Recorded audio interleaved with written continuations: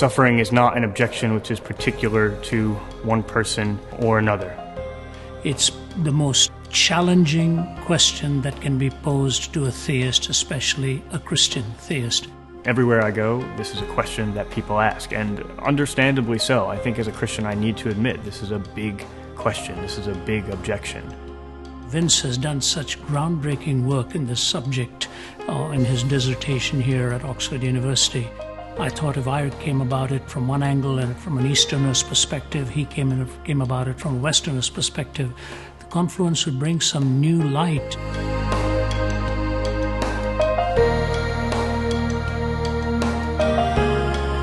We're able to bring different angles, able to bring different perspectives. Oftentimes it's assumed that there's only one or two Christian responses to this objection.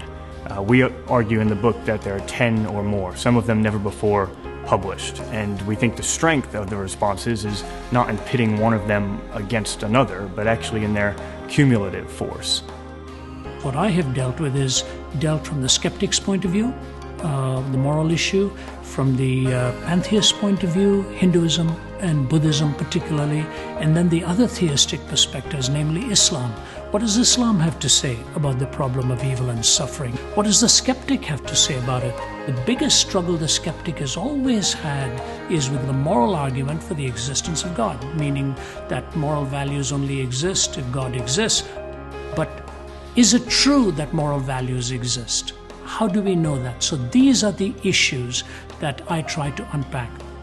We try to raise a lot of questions in the book, and hopefully we're able to answer quite a number of them as well.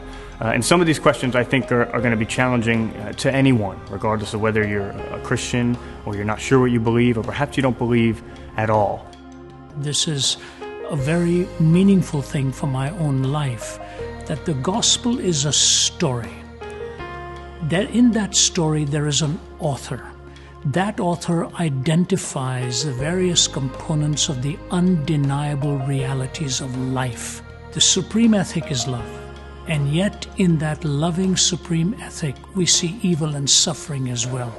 For the skeptic, we think we've got some counter perspectives here, and that means the Christian thinker has got some responses to give to the questioner, but hopefully going beyond that to bring comfort to the ones who are hurting too.